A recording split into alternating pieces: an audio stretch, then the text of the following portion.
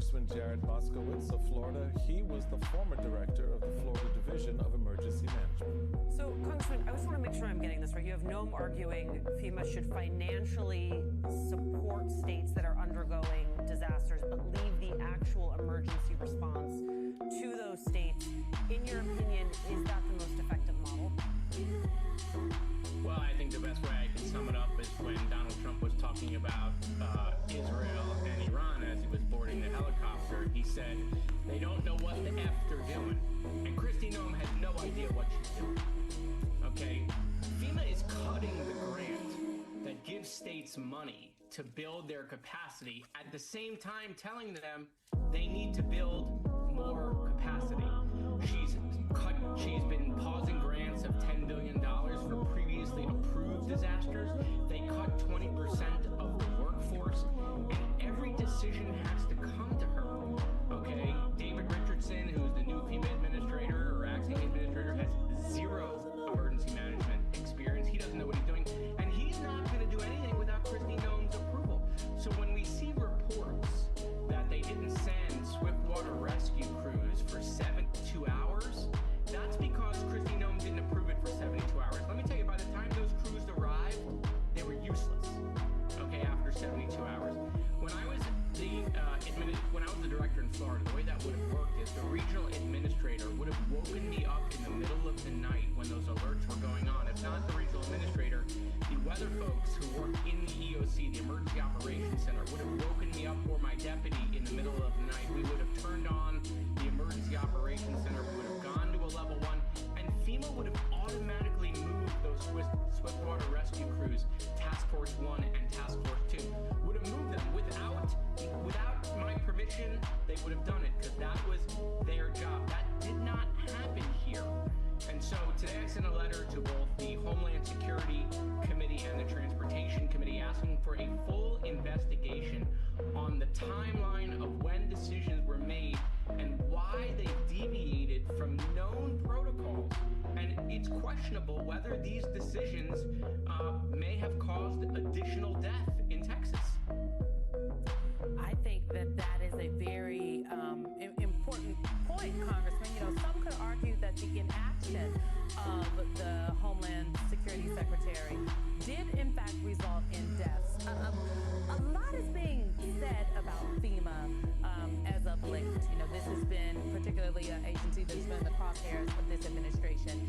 Is FEMA necessary from your perspective? And if so, why? Well, it's not only necessary, it's mandatory. First of all, it's congressionally mandated. So the executive branch can't get rid of it without Congress. They can break it, which is what they've done. Look, the industry has known that FEMA has needed reform for some time. I've been running a bill for 3 years to get FEMA out of Homeland because it's hard for an agency that requires speed to work in an agency that is a giant bureaucracy. So Homeland has been slowing FEMA down for years. So I actually have that bill with Byron Donalds. It's bipartisan. He's running for governor of Florida. I got Tom Tillis in the Senate and Senator Padilla, both North Carolina and California, who experienced major disasters, to get FEMA out of Homeland. There's additional reforms that we could do at FEMA with block grants and things of that nature.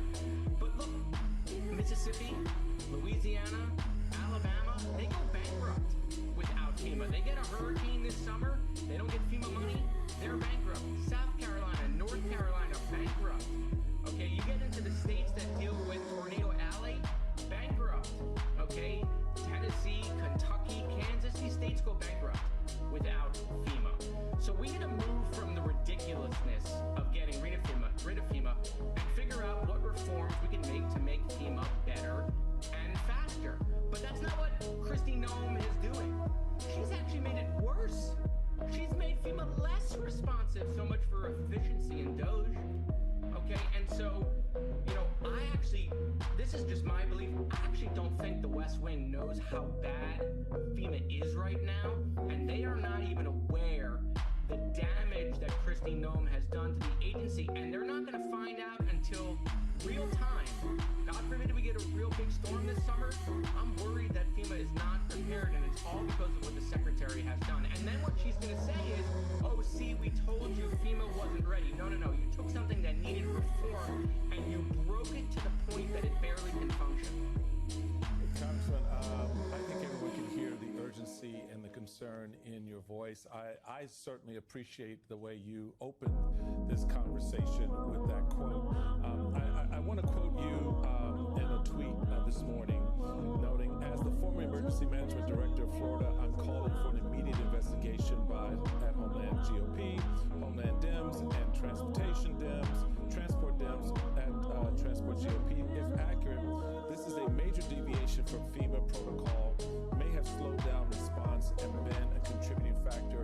This was in response to the CNN reporting that Kristi Noem didn't authorize FEMA's response, deployment of its urban search and rescue teams until more than 72 hours after the flooding began. When Kristen Welker asked the president about Noem's policy of her slow response, Mr. Trump said, I don't know anything about it. We were right on time. She's done a great job.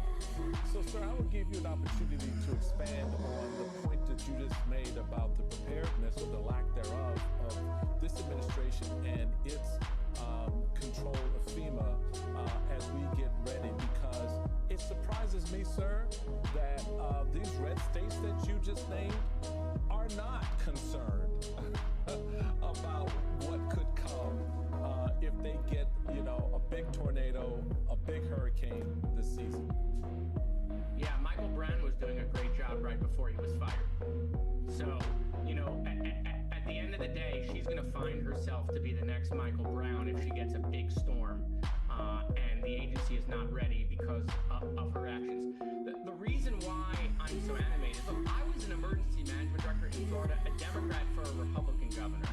Okay, this is supposed to be nonpartisan, it's supposed to be bipartisan. Okay, we're supposed to take the politics out of all of this. And that's why I'm so alarmed based on the decisions that she has made that I really think a lot of people don't know. If you talk to members of Congress, you talk to Republicans from Louisiana and Mississippi or in Georgia, okay?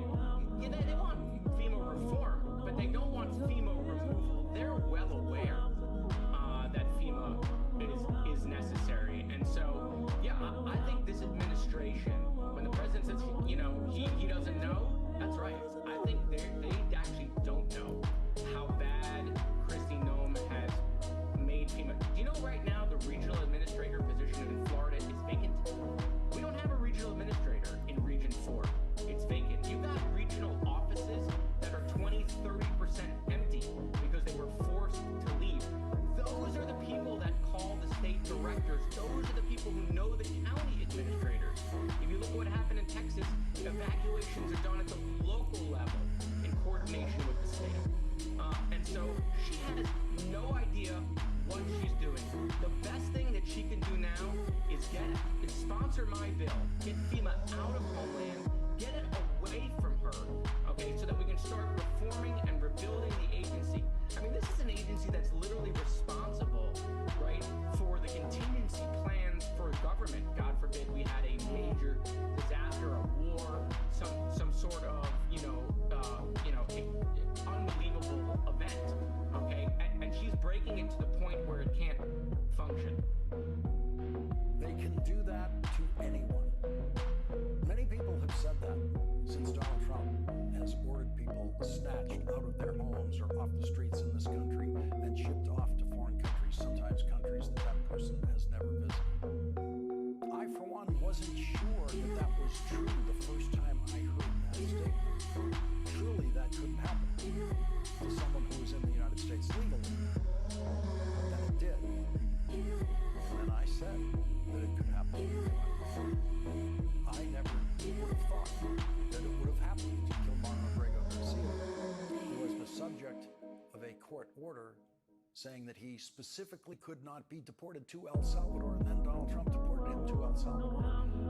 And when it was discovered to be a mistake, one lawyer in the Justice Department admitted in court that it was a mistake, and that lawyer got fired.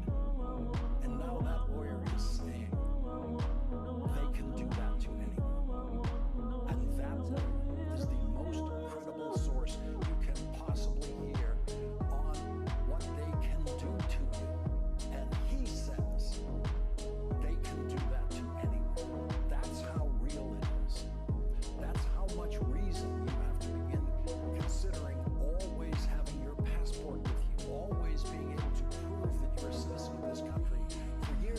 United States government has been issuing traditional full-size passports and, this is important now, more important than ever, passport cards, which are about the size of driver's licenses. They look like driver's licenses, are available for $30 from the passport agency, and they work as passports.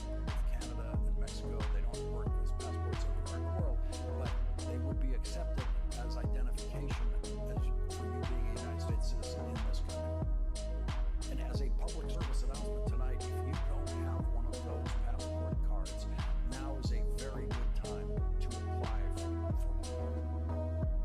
You should always have to have it in your pocket in the United States of America, because the United States of America has finally become that place where you might have to show your papers if masked men carrying weapons of war jump out of unmarked vans and try to drag you into one of those vans.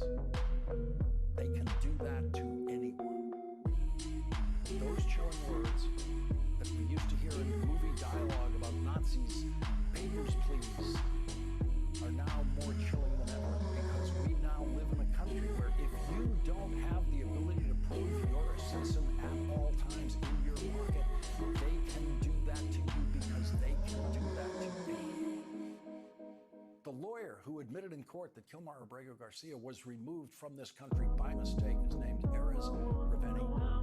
He lost his job in the Trump Justice Department for telling a federal judge the truth. That is a reason you can be fired by Donald Trump's Justice Department, telling a judge the truth. Prior to Donald Trump's Justice Department, you could be fired from your job in the Justice Department if you did not tell a judge the truth.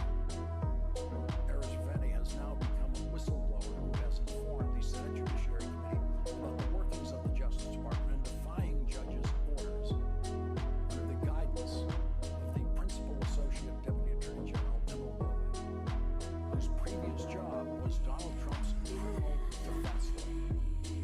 In just a couple of months of serving Donald Trump's Justice Department, doing Donald Trump's wishes, Donald Trump has nominated Emma Bovee for a judgeship on the Third Circuit Court of Appeals. Supreme Court justices usually are chosen from courts of appeals. Emma Bovee's elevation to a Federal Circuit Court of Appeals may very well be step one in Donald Trump's plan to put his last criminal defense lawyer on the United States Supreme Court for the next 40 or 50 years. Emma Bovee is 44 years old, and Emma Bovee has proved he will do anything for his former criminal defendant client, Donald Trump. Politico obtained emails and text messages turned over to the Senate Judiciary Committee and published them on the Politico website today. Politico reports the newly released messages reinforce claims by whistleblower Erez Raveni that Emma Bovee played a key role in the decision by Trump administration immigration officials to turn scores of Venezuelan immigrants over to El Salvador's government, despite a U.S. judge's order not to do so. Many of the messages pertain to an extraordinary showdown on March 15th, when immigrant rights lawyers persuaded a federal judge in Washington, James Boasberg, to order the administration to halt an in-progress deportation of 130 Venezuelans to El Salvador. Boasberg ordered that planes containing the men Trump deemed alien enemies under wartime law be turned around if necessary, and in any event that the men not be handed over to the Salvadoran government. The messages show that in the hours after Boasberg's ruling, Raveni repeatedly relayed to colleagues that the immigrants covered by the judge's order should not be turned over to El Salvador.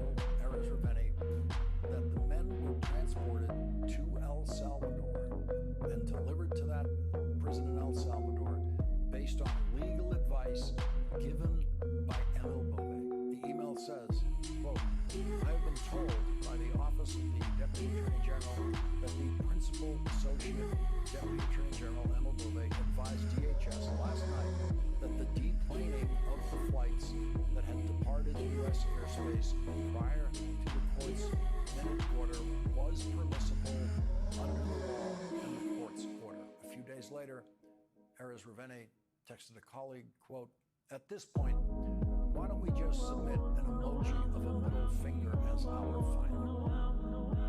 In an interview with the New York Times today, Erez Raveni said this: "If they can do this sort of thing to our Abrego Garcia, to 238 people that nobody knows, and send them to CCOT forever with no due process, they can do that to anyone," said Mr. Raveni. It should be deeply worrisome to anyone who cares about their safety and their liberty that the government can, without showing evidence to anyone of anything, spirit you away on a plane to wherever, forever. To wherever, forever. They can do that to anyone. Erez Raveni told the New York Times that is thumbing its nose at the courts and putting Justice Department attorneys in an impossible position where they have to choose between loyalty to the agenda of the president and their duty to the court. The New York Times reported on Erez Raveni's motivation as a whistleblower. Mr. Raveni said he came forward for reasons larger than Mr. Bouvet's judicial nomination, concerned by what he described as a degradation of the principles of honesty to the courts that have long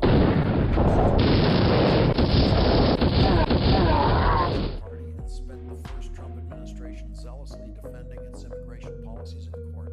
But what the administration has sought to do in recent months was far different, he said, a deliberate strategy of deceiving and disregarding federal judges.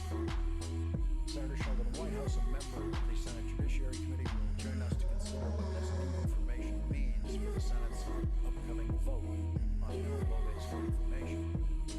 The most important development today in the sea of government chaos, confusion, and lawlessness unleashed by the inauguration of Donald Trump is that a federal district court judge in New Hampshire, appointed by Republican President George W. Bush, has said no to Donald Trump and issued a nationwide injunction to stop Donald Trump's most blatant violation of the Constitution. The ruling comes 13 days after the United States Supreme Court struck down a nationwide injunction issued by another federal district court judge on the same subject, Donald Trump's unconstitutional executive order denying birthright citizenship to babies born in this country whose parents are not citizens. The problem with Donald Trump's executive order is, of course, that the United States Constitution says in clear English that all babies born in this country have a right to citizenship, except in the very few cases involving babies born to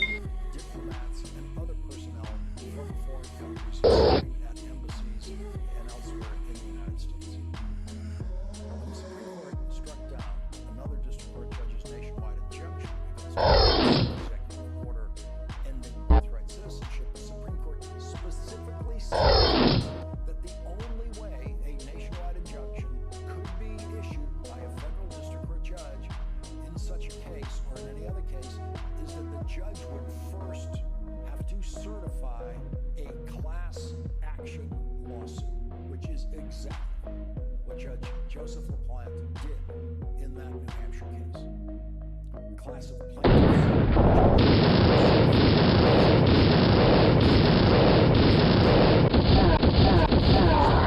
in the United States who could be denied citizenship by Donald Trump's approval. Those babies have pseudonyms in the lawsuit. First names are page 5. Petitioner Sarah is the daughter of petitioner Susan, a citizen of Taiwan. Susan and Sarah reside on a student visa and is in the process of applying for resident status.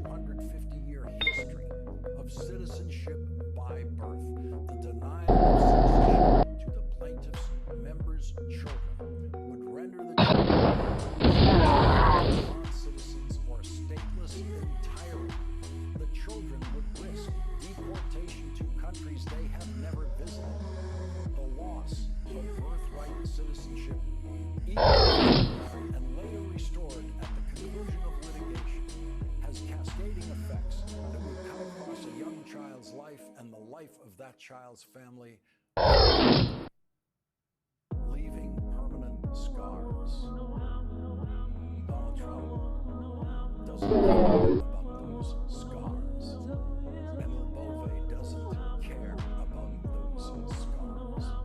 Everyone working with and for Donald Trump to try to rip out clause of the Constitution and hurt those babies does not care about leaving permanent scars.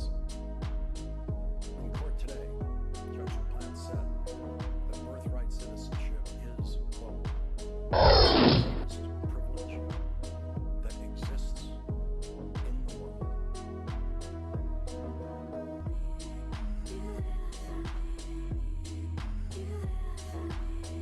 It is day 172. Take a breath on that one. In the second Trump administration, Donald Trump's new deadline for countries deals or face huge tariffs is now officially 3 weeks away from tomorrow.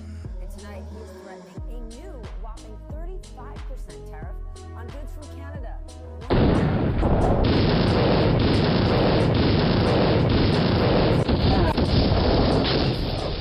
administration has published just 23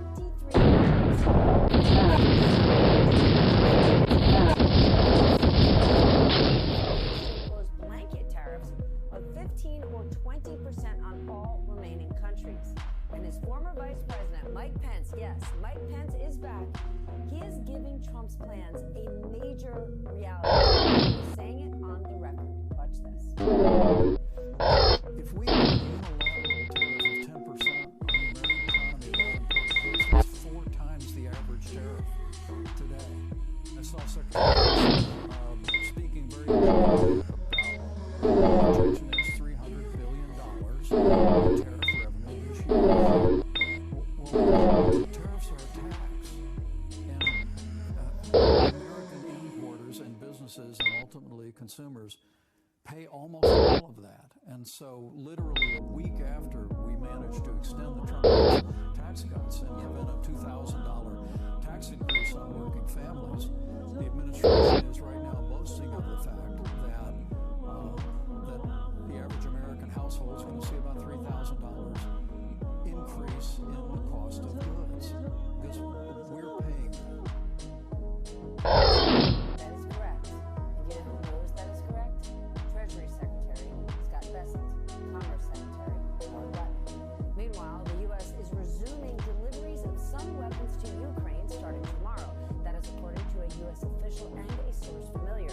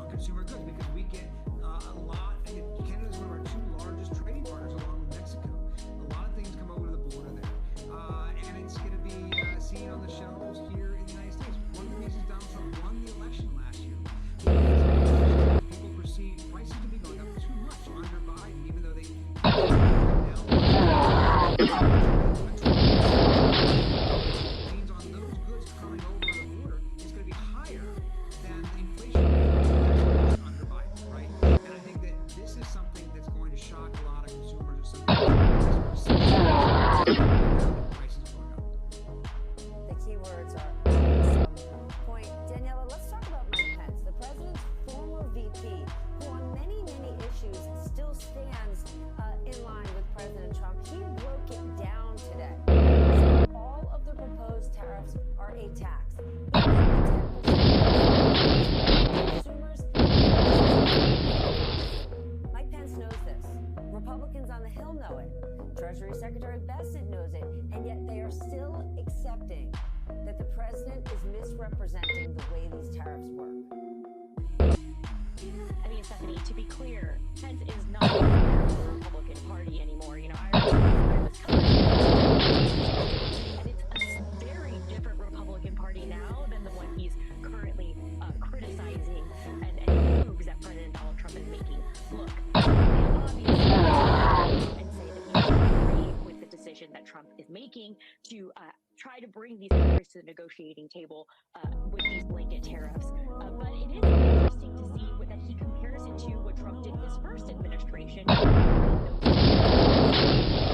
Saying, of course, when I was vice president, we did a completely different method to try to negotiate with countries on trade, and it seems that what President Donald Trump is doing this time around is not going to work. So hearing that from him is interesting, but it is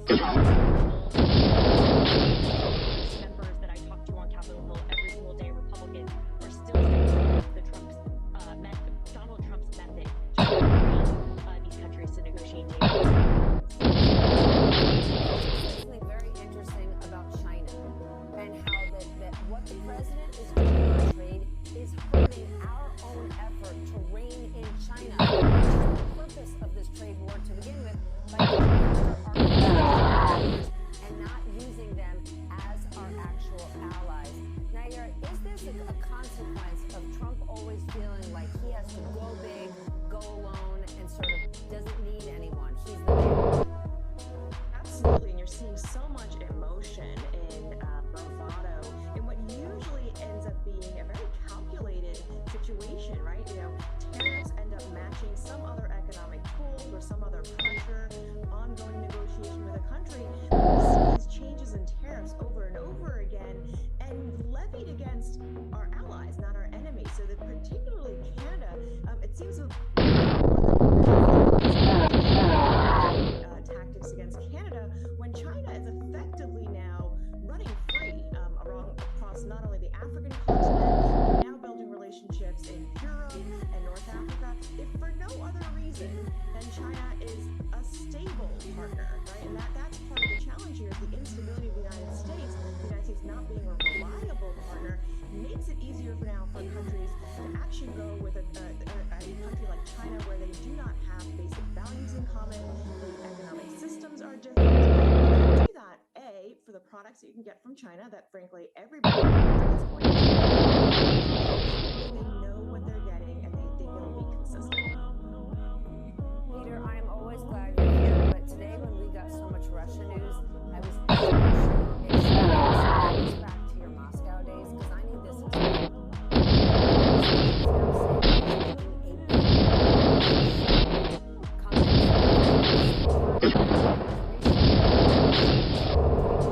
What is going on here? Yeah, it's interesting. You know, you heard President Trump just this week express great consternation with the Vladimir Putin that Putin is giving us nothing but you could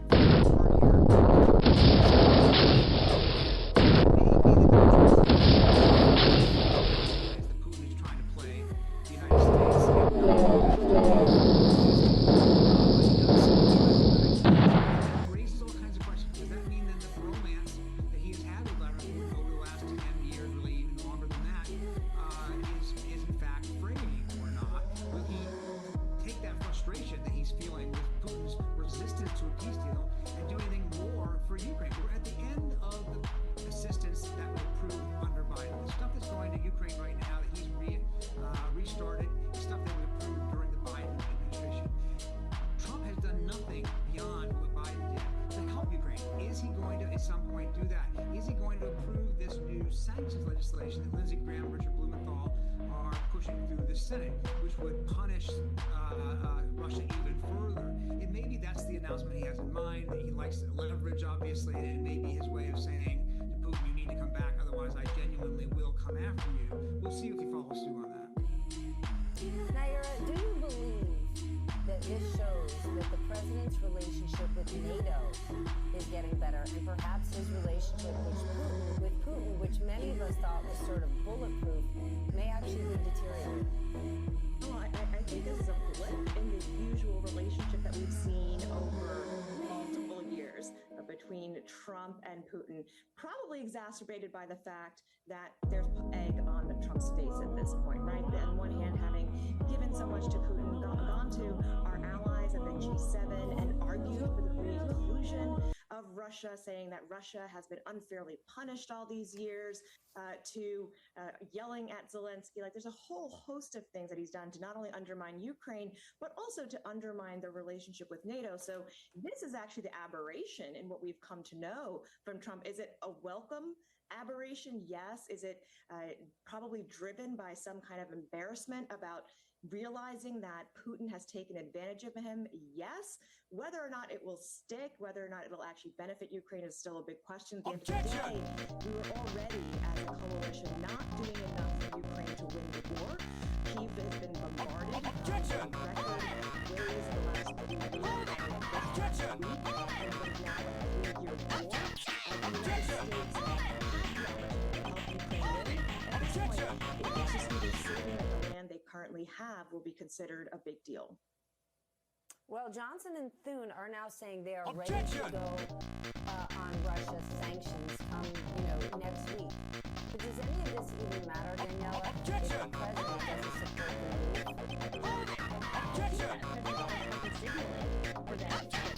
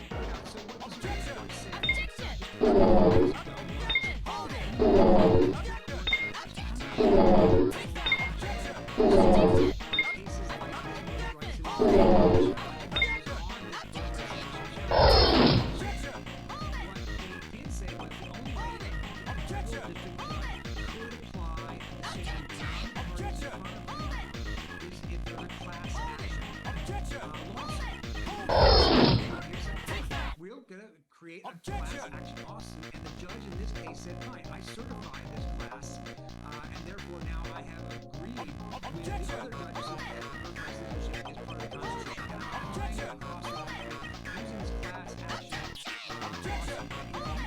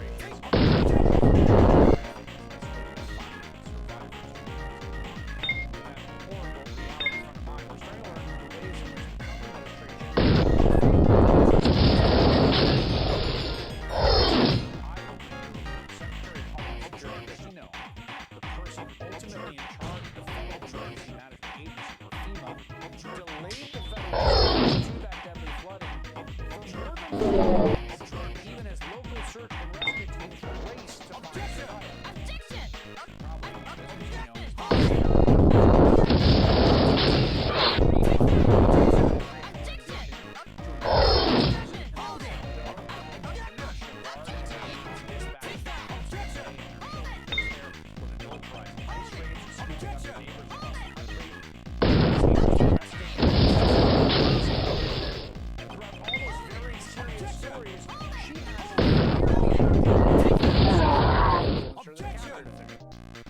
She has spent the bulk of her time dressing up, staging political stunts for social media. At the time, she dressed like a firefighter during a paint Coast Guard. She put on an ice vest and grabbed a gun to record a video for social media. For this infamous image for posing in front of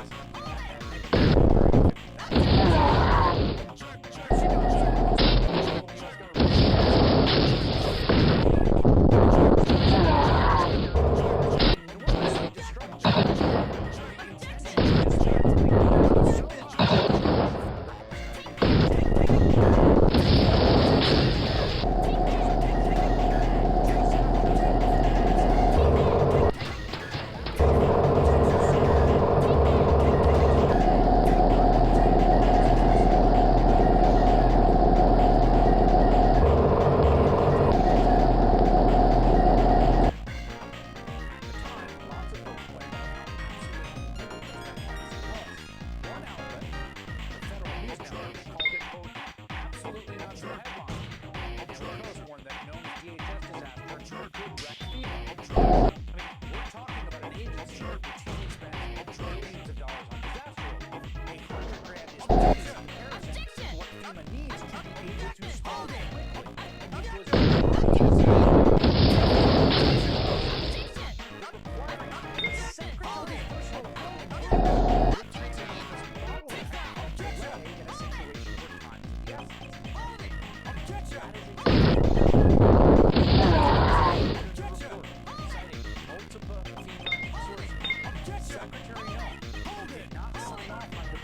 Agency's urgent search and rescue team to Texas until this Monday, more than 3 days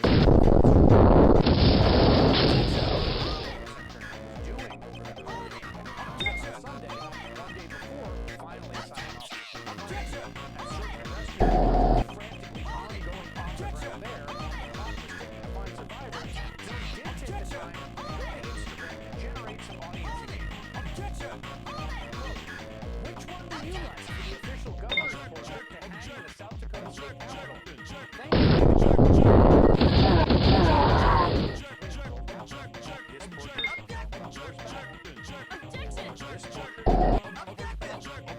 Or perhaps this one.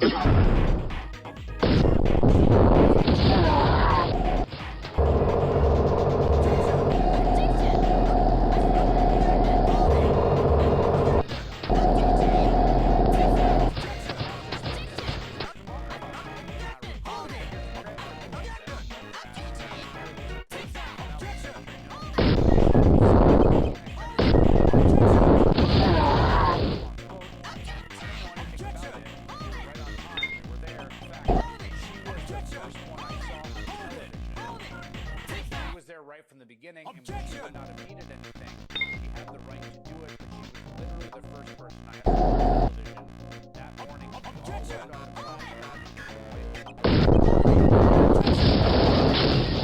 She was on TV.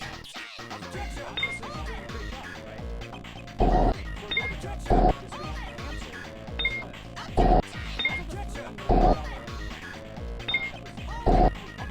canceled.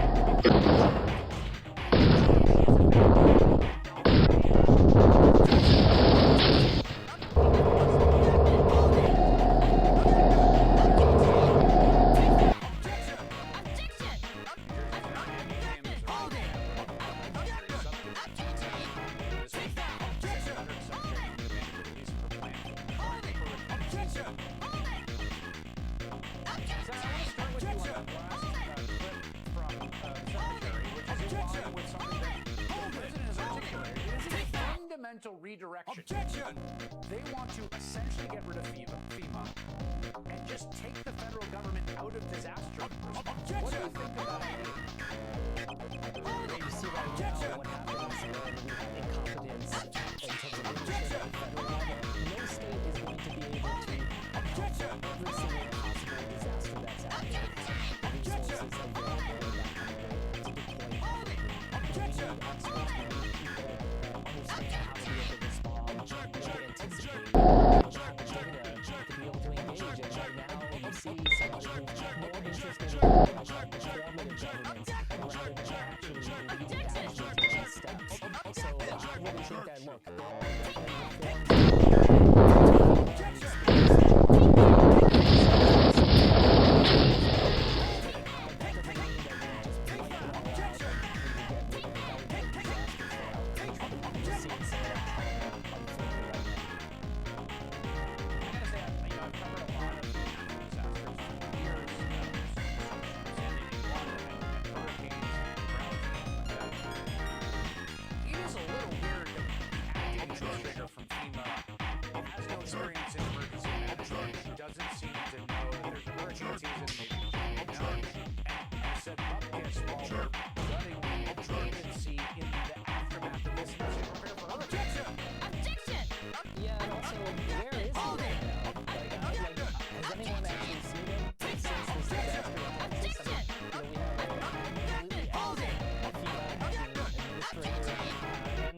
joking that he didn't know when hurricane season was. And actually, when I was doing a nomination hearing of another senior leader of DHS, I asked them, when is hurricane season? They didn't know what timetable was. And look, as we're getting into it, I mean, NOAA, our own National Weather Service, is saying that we could expect upwards of 19 named tropical storms, including upwards of 5 Category 3, 4, and 5 hurricanes.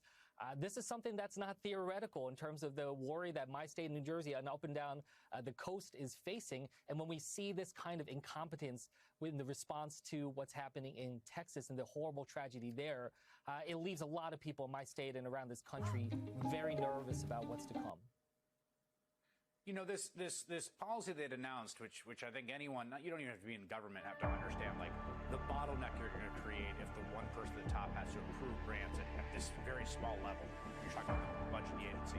I want to read from the letter you wrote about your concerns about this policy as it relates to hurricane season. You said there were reports of incomplete hurricane season plan on the cusp of the start of the hurricane season and the slowness in providing the plan to the December. Any such plan must detail how FEMA's life-saving missions will not be hindered by your recent directive, requiring all department obligations over $100,000 be reviewed and approved by your prior to obligation, especially since the memorandum stated your office would take of 5 years to complete its review. This outlay of bureaucracy produces a low work that can be individually life and death for disaster. Do you think, is this policy still in place as far as you understand it? As far as I understand it, which is one of the stupidest decisions and policies out there, especially when it comes to disaster response.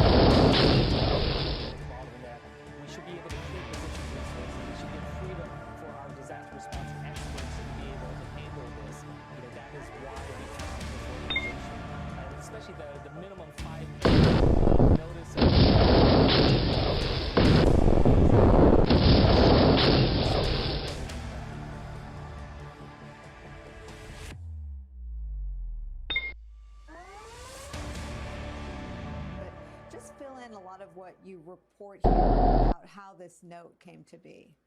This is the story of the one. As a lineman, it's his job to keep the power on. That's why he chooses Grainger for professional-grade products and next-day delivery, so he can rise to every challenge. Call, click, or just stop by. Grainger, for the ones who get it done. You know how we all have that one friend we go to with all our financial questions? Well, meet Experian, your BFF, as in big financial friend. Experian is going to be your go-to app when it comes to taking control of your finances. Just download the Experian app and get started for free. Which is an issue that John Ratcliffe has been asked about many times in the past, whether he agrees with that assessment, and has notably never said whether he does or doesn't. So the context in which this trade is because the director, the elected official, is telling journalists to go. We should also note, and I noticed in my story yesterday from a statement from Jim Clapper, it's highly unusual to order a review like this for a document that by now is 8 going on 9 years old. So it's not entirely clear what Ratcliffe said to these analysts.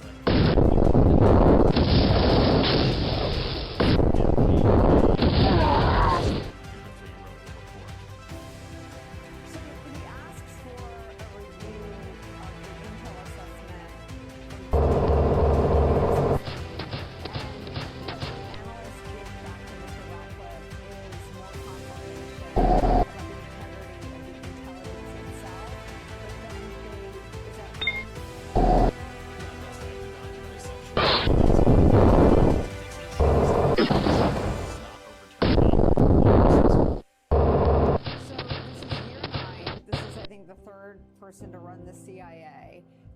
I read from Danielle Sassoon, the former prosecutor from SDNY's deputy, who, when he resigned, said, "You may find someone foolish enough or cowardly enough to do the things you want me to do." He was speaking about it. The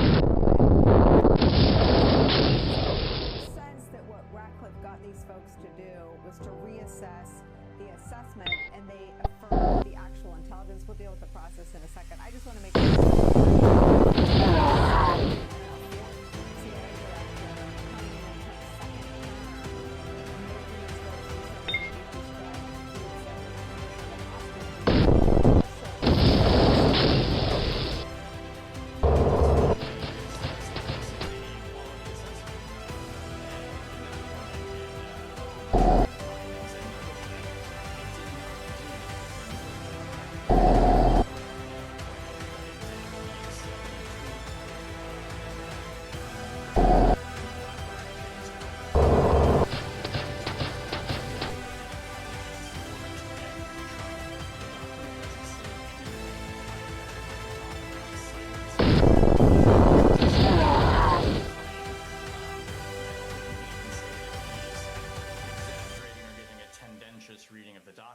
literally doesn't say any of those things, which is, a very surprising thing that he would claim that it does when anyone can go read these 8 pages for themselves. It'll take you 10 minutes and see that it doesn't say what he's saying. So, I think we're left to presume, did the assessment come back and not make the director happy? Did he think he would find something else? Because he's not. At Grainger, we're the ones who pay attention to the ones who fuss, tinker, and sweat the small stuff. Because the tiniest thing can make the biggest difference when it comes to keeping business moving. We get it. We're the same way, offering access to product experts to help you quickly and easily find what you need. So whatever your industry, you're always getting professional-grade products. Call clickgrainger.com. Grainger, for the ones who get it done. What are your thoughts about that as just a basic fundamental fact about what gets sent over to DOJ and puts other things in motion? I think if you step back from talking about with John Ratcliffe and your discussion and the clips you played with Pam Bondi, you really have here the confrontation of people publicly saying things that are not true, and the fact that people who are sort of career people, or if you were to bring a case, you actually have to have facts. They publicly say all sorts of things about Jeffrey Epstein or anybody. You could have the president saying that. You could have the press secretary saying it. But in a court of law, or if you have career people, they're actually looking at actual facts. And that's why Shane is saying if you actually look at the hard evidence, it just doesn't support what is being just spouted, but with no repercussions, just publicly said. And I just felt like saying this is such a surreal conversation because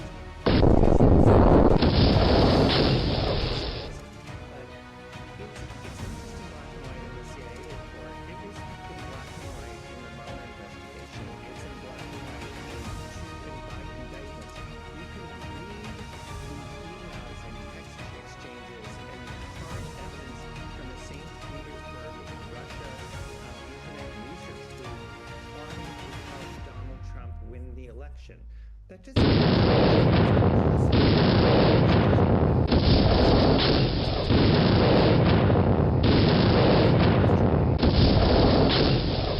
pieces of evidence here is a Senate report that Marco Rubio is a signatory on, finding the exact same thing. So this is not an open question. This isn't where you say, Lee, gee, the two people could have different views. There is only one set of facts, unless you are just publicly going on air and saying something that isn't true. Shane, your reporting takes the reader through what Andrew's talking about, the exhaustive bipartisan work product of the Senate. You think, no disrespect to Andrew Weissman and the Mueller probe, but is the most scathing takedown of the Trump shared mission with Russia.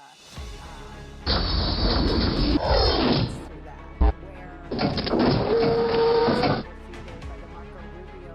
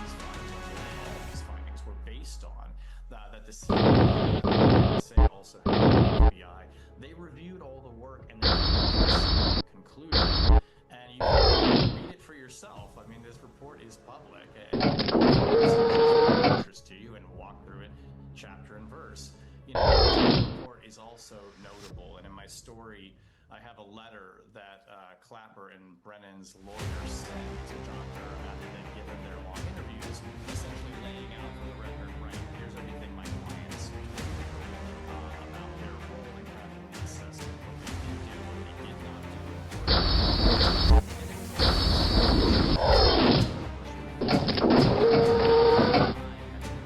Its investigation of the Russian probe, but he was going to come up with some evidence that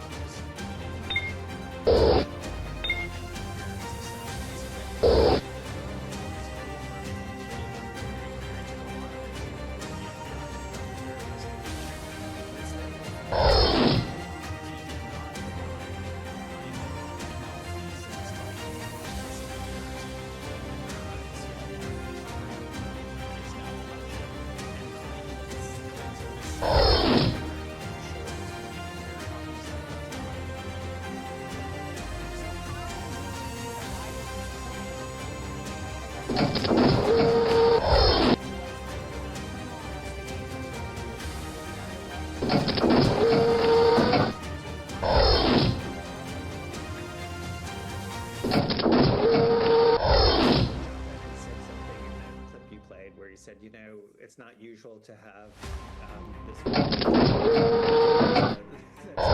statement. And I think that on here, obviously that leak is not coming from and so you have to ask yourself, why would they be doing that? You know, when you're justice is the rule is sort of put up or shut up. It is that you either indict somebody or to the public opprobrium of a criminal investigation. So this to me leaks of instruction over here and there and at other things. It's also notable if you're looking at what's going on. There is normally a 5-year statute of limitations to bring a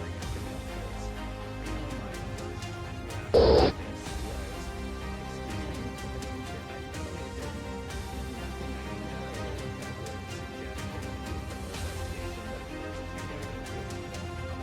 My first reaction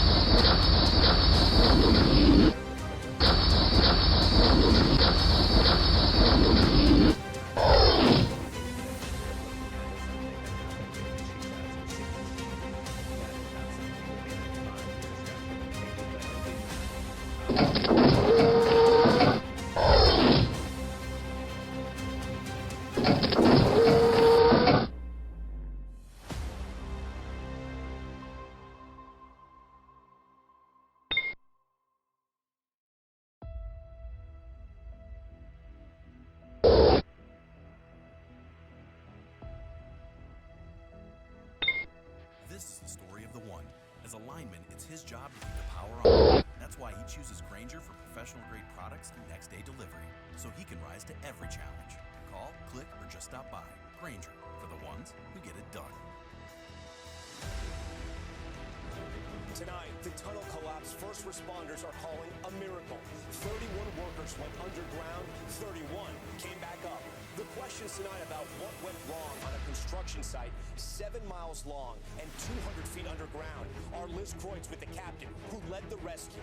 What the workers did that likely saved their lives. The new flash flooding risk highways near Boston underwater. The man forced to bail from his own car as severe weather is impacting nearly every corner of the country. And the new threat right now. Plus, new tonight, our Kristen Welker speaking with President Trump one-on-one. His big announcement on Russia and why he says Texas needs better warning systems after those deadly attacks. Our new reporting tonight, you'll hear the dispatch from a volunteer firefighter asking to send a code to warn residents about the dangerous flooding. So many still waiting for answers. More than 170 missing. We meet the family taking matters into their own hands. Their father found dead as they search for their mother. In the air, it started with a plane in the middle of an international flight and ended with a 29-hour layover in paradise. The stowaway sentence, the new video showing the woman who slipped past TSA twice and made an international flight. And move over deep dish pizza and Chicago dogs. Another local favorite is now exploding at the counter and on the screen, and we're all in. Nightly News, live from Chicago, starts right now. This is NBC Nightly News with Tom Yamas. Tonight from Chicago. And good evening tonight from Chicago, where we are on assignment. We want to begin with that miracle rescue when 31 workers were pulled out alive after a tunnel collapse at a massive construction site. You can see someone hoisted to safety in that yellow metallic cage. The large concrete structure here leading to that work area deep underground where the 18-foot in diameter tunnel collapsed. The workers may have saved their own lives by climbing through the debris to safety. LA's mayor shaking hands with them after they emerged alive along with first responders. The mayor calling the more than 100 firefighters at the scene heroes. Liz Kreutz Without is the in ones LA like tonight you and working starts us off. tirelessly to keep things running, everything would suddenly stop. No matter your industry, Grainger's here for you. Grainger, for the ones who get it done. Over 24 trap workers to You know, safety. all our financial questions, we'll meet Experian, your BFF. Experian is going to be your go-to app when it comes to taking collapsing,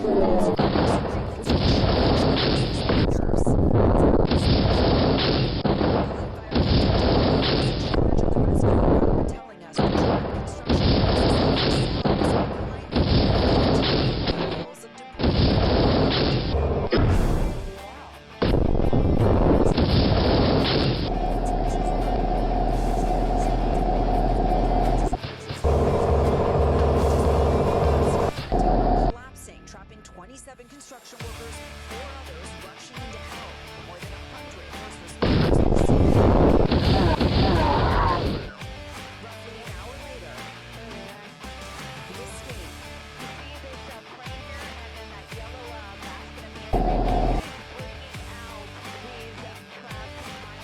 The collapse site was 5 miles from the entrance, 40 minutes by an underground vehicle, making the quick rescue by first responders all but impossible. The tunnel, which was under construction, police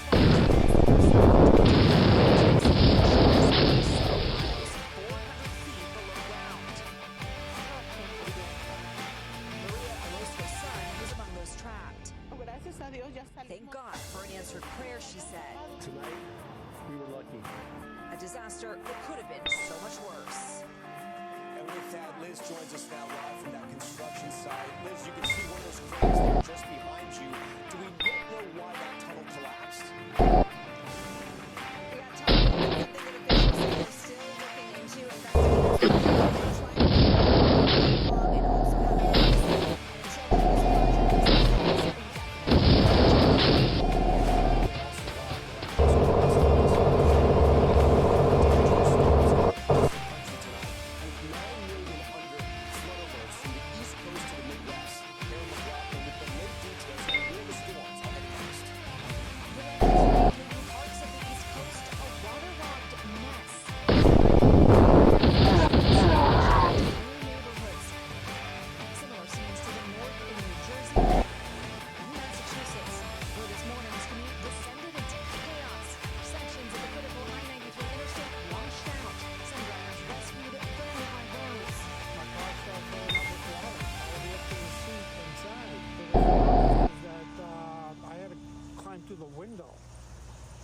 me a piggyback. All this while the village of Ruidoso, New Mexico is now focused on cleaning up. At Granger, we're the ones who pay attention to every little detail. Tinker and sweat the small stuff. Because you know the tiniest thing can make the biggest difference when it comes to keeping business moving. We get it. We're the same way. Offering access to product experts to help you quickly and easily find what you need. So whatever your industry, you know you're always getting professional grade products. Call, click Granger.com, or just stop by. Granger, the ones who get it done. Holding on to the ceiling fan. There's only, maybe 2 foot before they were out of room and they would have drowned. And flooding remains a concern on the East Coast. Tonight, flood watches are impacting 9 million Americans from North Carolina to Maryland. Right, Aaron, we thank you for that. Now to Texas, where crews are searching mile after mile of a debris-filled river. Tonight, for the first time, we're hearing a dispatch of a volunteer firefighter who wanted to call a code red to alert residents about the flooding. So what happened? Here's Morgan Chesky. Family comes first. This is Tonight in Texas, with 170 people still missing, searchers on a river.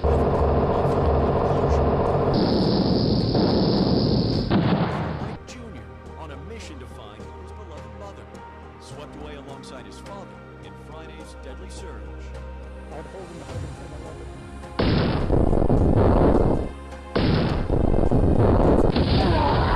Amid questions about whether more could have been done to warn people, tonight new dispatch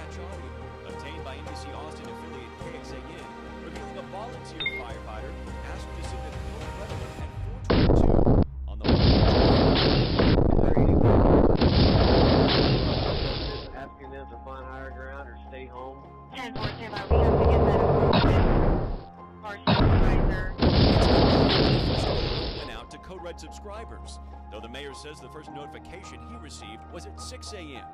90 minutes later, city leaders say they are committed to a transparent and full review of processes. It was apocalyptic.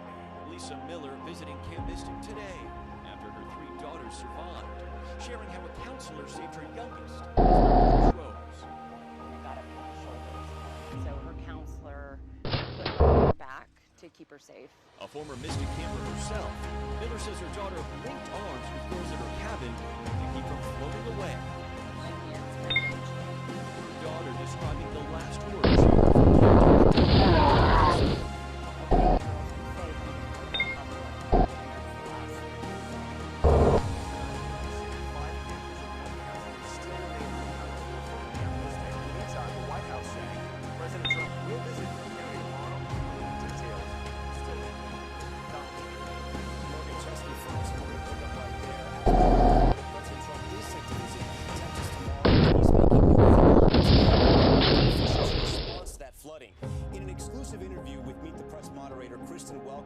Kristen joins me now, and Kristen, you just spoke to the president on the phone. What did he tell you? Tom, we asked President Trump if Texas officials could have done more and if there should have been a better warning system. He told us that local officials, quote, love those children, love those people, and nobody ever saw a thing like this coming. This is a once in an every 200-year deal, he said. In retrospect, he said, after having seen this horrible event, I would imagine you'd put up a lawsuit in some form, but he also praised Texas officials for doing a great job, Tom. And then, Kristen, I know President Trump is also making headlines tonight about Ukraine, and he mentioned to you something about Russia. Tom, that's right. The president said he's disappointed in Russia and told us he thinks he'll have a major statement to make about Russia on Monday. Though when pressed, he did not say what that statement will be. The president also said he just made a deal today with weapons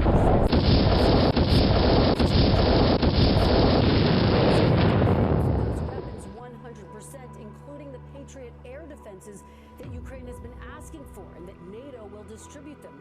We reached out to NATO tonight. No response yet, Tom. All right, Kristen, we thank you for all that new reporting.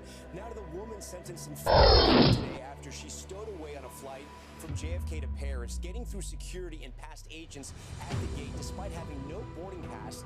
And officials say it's not the first time she's tried it. And Thompson, Stowaway Svetlana Bali is proof practice almost makes perfect.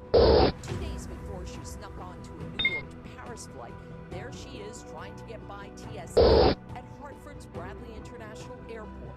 Seen here in a pink hat and scarf. An agent foils her first attempt, so she tries a different lane and succeeds, sneaking in behind an airport worker showing her badge. Officials say Dolly then tries to get on a JetBlue flight. With no ticket, she's denied. Today, she was sentenced in federal court to 7 months' time served for successfully sneaking onto that Paris flight, what prosecutors call a serious offense that endangers air passengers. You can see her blending in with a flight crew to get by TSA in a special lane for airline employees at New York's Kennedy Airport. Then in a gray hoodie, getting past the gate agents boarding double flight 264. Until the flight is in the air. Today, Russia told the judge she tried to flee the U.S. to avoid unknown people she says are prison. No one yet on which she tried for the Connecticut incident. And Thompson, NBC News. Now to our series, The Cost of Denial, and the mother of two who said she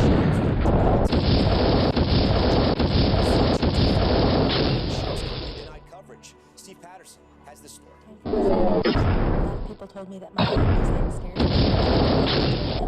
Self-influencer calls and posts videos. Bank holiday coverage, okay?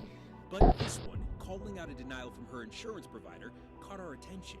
I got the prior authorization from my insurance company denied today. Aurora, explaining she has a chronic inflammatory condition called lipedema and needs surgery that costs frustration with the insurance at the time, piercing through the screen. They just have decided that I don't need it or have it. We wanted to learn more, so we went to Utah, just outside Salt Lake City, to meet her. But one flight of stairs, my legs will be really, they'll feel heavy.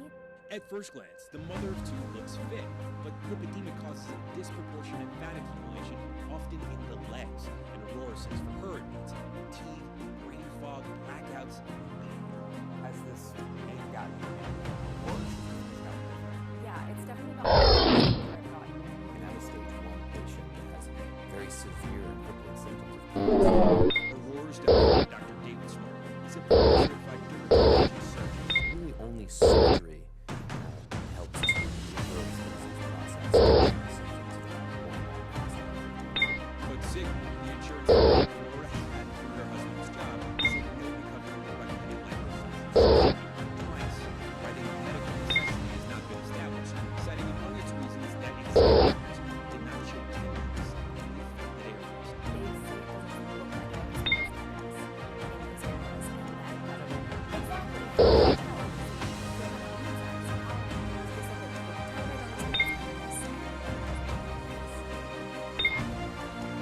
We also asked Sigma to deny her coverage, and were told that Ms. McCausland's case was carefully reviewed by multiple doctors, including a plastic surgeon expertise in lipedema, based on the information submitted by the doctor. She did not meet the criteria for liposuction.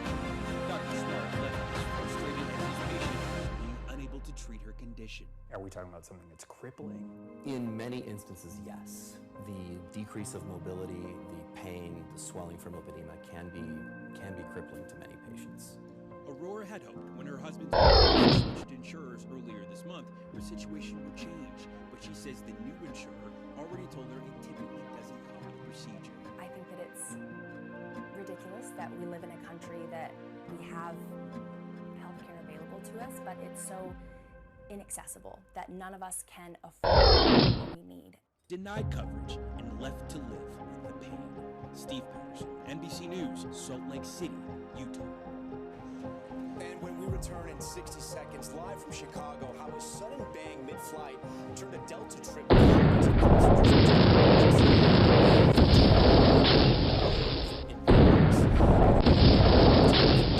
Chicago, a look at the bean, that beautiful bean.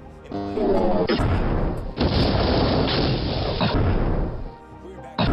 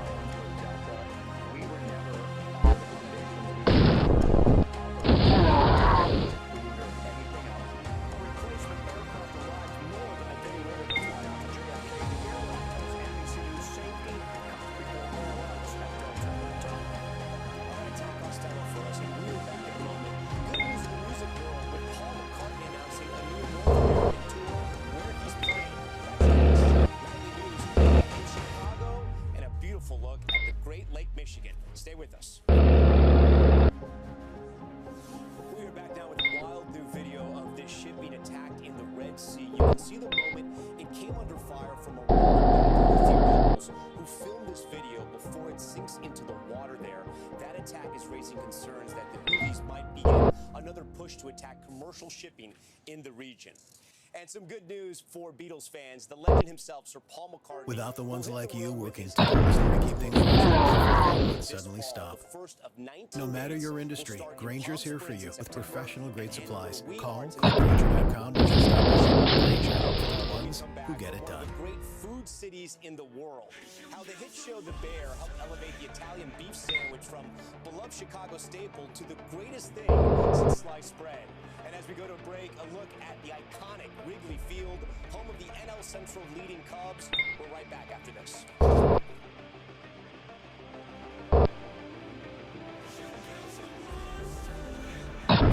There's some good news. Food is such a big part of this wonderful city's culture, and one of the most popular shows on TV is giving a sandwich beloved by locals some new fans. For decades, Chicago's food scene was dominated by dish pizza. But if you ask locals, the real favorite in town, the Italian beef. We're firing 76 beef. And now that hot, drippy sandwich is stealing the spotlight apart because of the hit show The Bear. The award-winning show highlighting the passion and pride in the Chicago original that's been satisfying fans for nearly 100 years.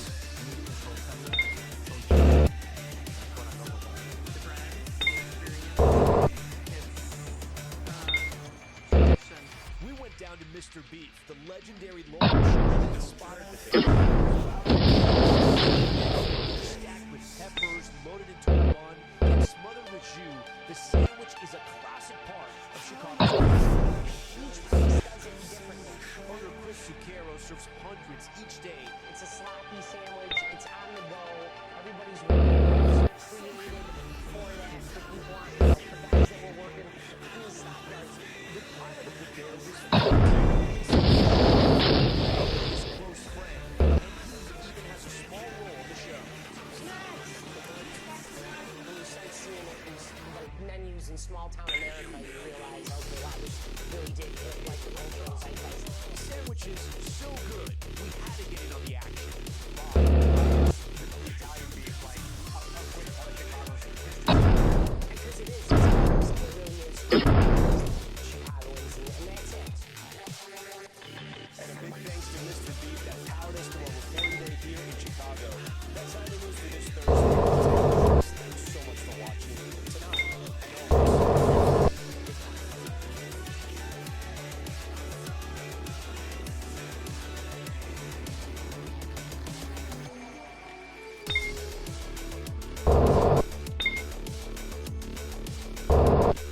We thank you for watching, and remember, stay updated on breaking news and top stories on the NBC News app or watch live on our YouTube channel.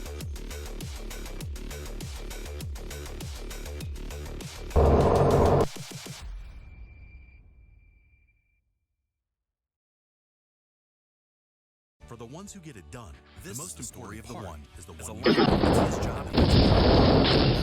That's why he chooses Granger for that professional grade products, so he can rise to every challenge. Professional grade supplies for just get it done. Most orders, but most importantly, we have an unwavering commitment to help keep you. Call goodgranger.com. We'll get it done.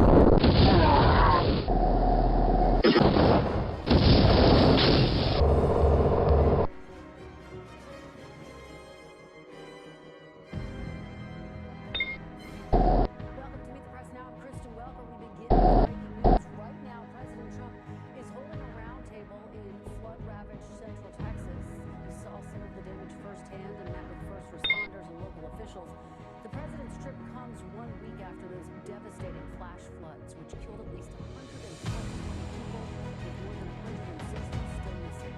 The president discussed the massive scope of the disaster and praised the first responders. The First Lady in Texas.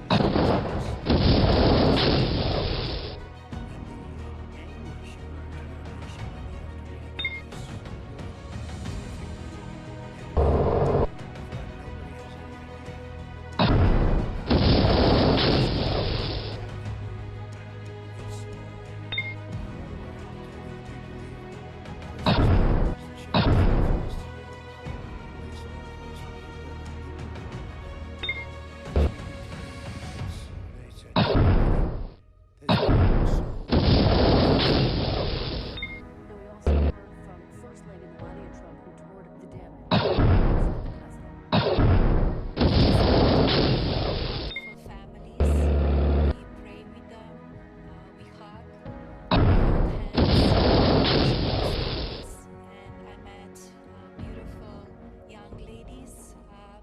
gave me these special gifts.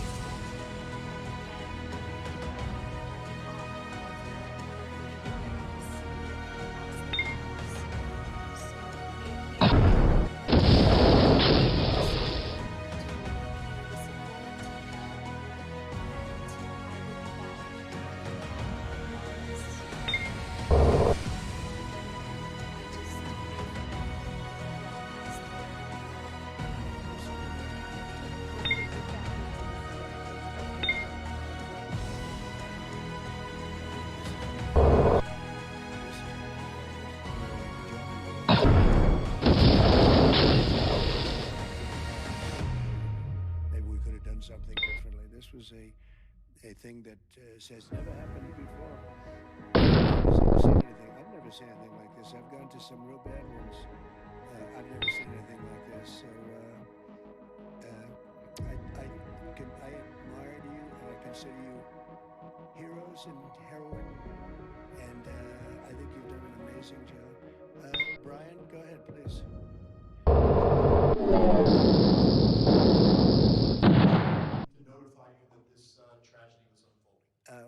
Probably. You know how we all have that one friend we go to with all our financial questions? Well, meet Experian, your BFF. He thought it was going to be a little flood. He was going to miss the signing for the big, beautiful bill. He called to apologize. He said he's going to be delayed because of a little flood, and the little flood turned out to be the biggest flood anyone's ever seen. But Kristen, she was there. I looked the next morning. She was right there on the ball. So. Say as a native Texan, I've received hundreds of messages. I told you that the other day, but I want to tell our representatives that are here in the crowd today, thank you for your response. This is Texas Strong. President Trump, this is America First policy in terms to responding to a tragedy like this. Thank you on behalf of Texas as well. Thank you very much. Well, that's a nice reporter. That's a nice question. That's a nice, but I like his better. Thank you very much, Brian. That's very nice. Yeah, please, go ahead.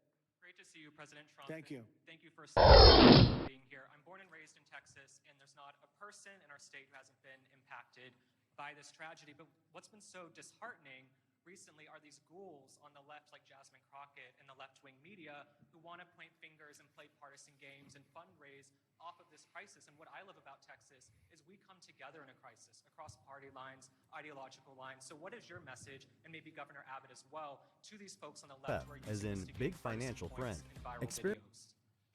Well, I'll start off by just saying, you know, they've lost their confidence. They've had a tremendous run of bad talent. I don't say bad luck, I say bad talent. And all they want to do is criticize. And I hope we can someday be bipartisan, but all they like to do is criticize. And this way they're getting just absolutely clobbered because everyone sees what an incredible job they're doing. Everybody in this room, just Ed in particular, but everybody in this room is doing an incredible job. They have automatic, they have this sound right, they send out a sound right. Step back. When I come around, try and get back. It's that. Know that she into all of that. When I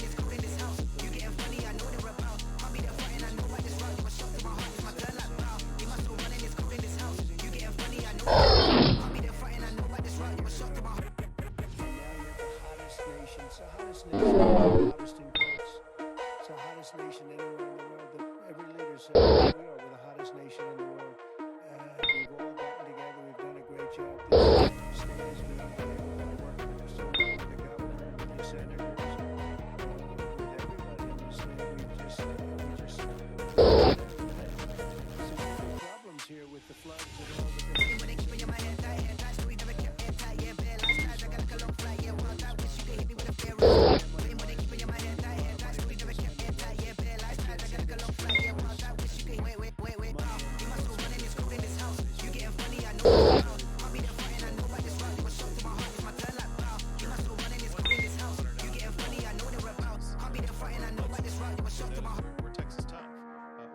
challenges. I read a piece the other day, just quote one line from, and that is, when the rivers rise, so do we, and we rise to the occasion. And the way that we do that is by everybody working together. We are one team united. We are Texans, and fighting as Texans, we're going to rebuild not just Kerrville, Hunt, or County, but across the entire state, across regions. We're going to come together, fight together, and ensure that we elevate even better. Keep it foremost in mind exactly what Dr. Phil was talking about. As we rebuild, we're constantly comfort the families of those who have suffered loss. Those two things combined, and we will be our quintessential selves, and that is Texas Tech.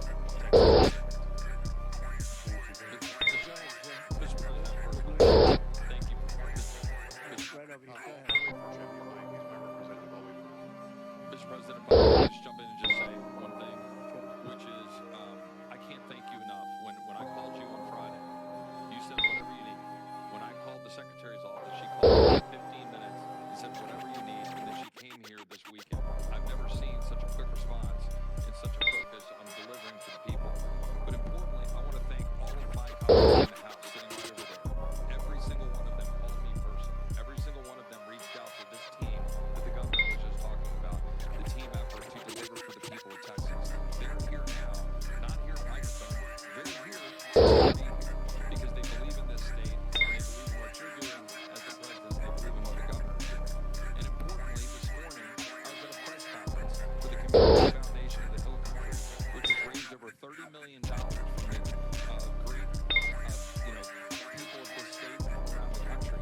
And they sent checks out today, $5 million to people in this community to help them with cash for people, for small businesses, first responders, and all the people that need help to reunite. And the final point I'll just say, for all of the media clamoring to ask that ridiculous question and try to point At fingers, Grainger, the we're for governor the said it ones who best pay when he said attention that to every little pointing fingers detail, is the ones who this fuss, state tinker, is and about sweat the looking small forward. stuff. And we'll figure out how to Because make you our know the systems tiniest best thing they can make the be. biggest difference when it comes to keeping business moving. We get it.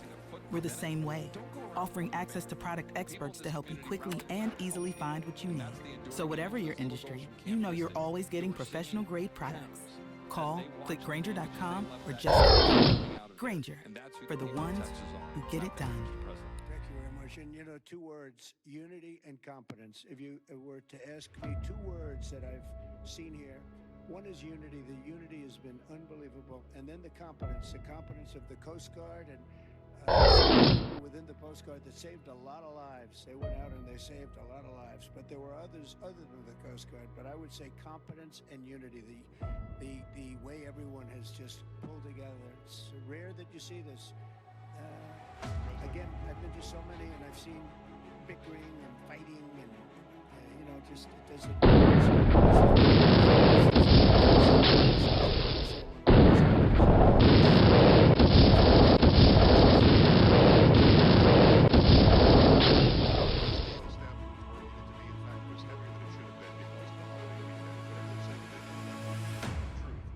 You're a developer, though. At 1 o'clock in the morning, technology only goes as far as it goes. Kids don't have their phones. Phones are dead. People by the riverside don't have electricity. They're not going to get a phone alert that way. As a developer, going forward, knowing that everything was done lightning fast by Secretary Noel, by you, by the governor, and everybody else, you did everything right. What do we do next time? We've got to make sure that people are alerted if they're dead asleep. Maybe an alarm system, maybe a siren system. You might know that at time. But what do we do going forward? We've got to make sure that people get the alert.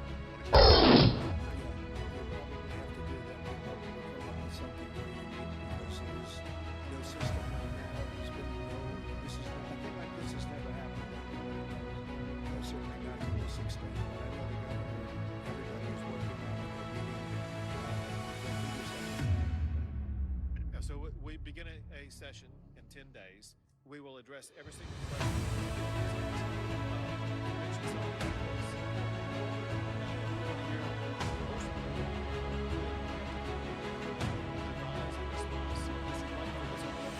Have you heard the crazy news? It looks like 30% tax credit for solar is going away December 31st.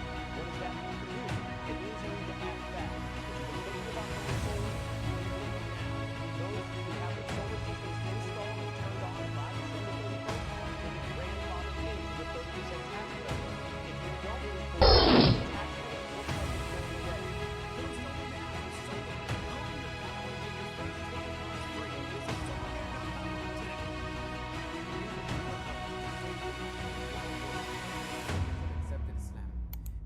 brother Yusha Evans with an urgent appeal. Masjid Isa ibn Maryam in New York City is an amazing masjid. The masjid building is currently in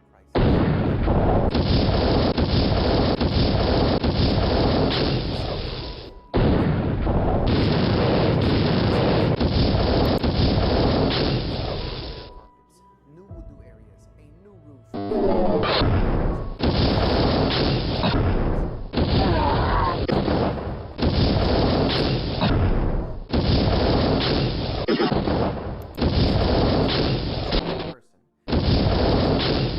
Without the ones like you working tirelessly to keep things running, everything will suddenly stop.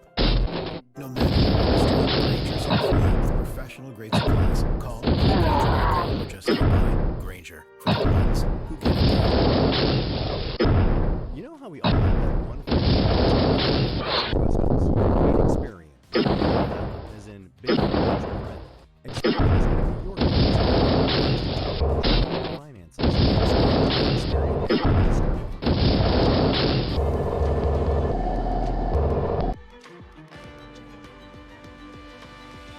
If it's that time of the day, top of the hour on NBC News Now, we come on the air with a political battle brewing over what you can brew, literally. Because as Brazil and the U.S. duplicate President Trump's new call for heavy tariffs, the cost of what you drink in the morning may be about to go through the roof. Our teams will break it all down. How does tariffs tit for tat may cost you and me? Also new in just the last few hours, of course, protesters detained. Him out of the country. Now he wants millions of dollars in compensation. Our legal analyst will get a look at the case. Plus, a fan can the snack wrap make that the snack wrap? Reverse a sales from the Golden Arches. And then our team's investigation into an alleged under investigation in Michigan for one woman who got out. And Bad Bunny is bringing beat to Puerto Rico with a concert residency he hopes will give back to his home community. Why some don't feel it may make the island's problems it's coming up later in the newscast. Good day, I'm Tom Costello and Diane Abrahali, and right now a political battle is brewing that could raise some many fools in your fridge as Brazil fights back at President Trump over that hefty 50% tariff he's threatening to impose on that country. In a statement, Brazil's president, Lula da Silva, said the case against those responsible for planning the 2022 coup in Brazil will not change because of foreign interference or threats. In plain English, Brazil's former far-right leader, Bolsonaro, will go to trial despite President Trump acknowledging that the tariff is in retaliation for the case against his close ally and friend. At Granger, we're for the ones who pay attention to every little detail. The ones who fuss, tinker, and sweat the small stuff. Because you know the tiniest thing can make the biggest difference when it comes to keeping business moving. We get it. We're the same way, offering access to product experts to help you quickly and easily find what you need. So whatever your industry, you know you're always getting professional-grade products. Call, click Granger.com, or just stop by. Granger, for the ones who get it done. NBC's Brian Chung joins us now. Brian, if this tit for tat continues, we could be looking at some price hikes for some pretty big household staples and maybe our morning coffee stop. Yeah, and that's because Brazil is a major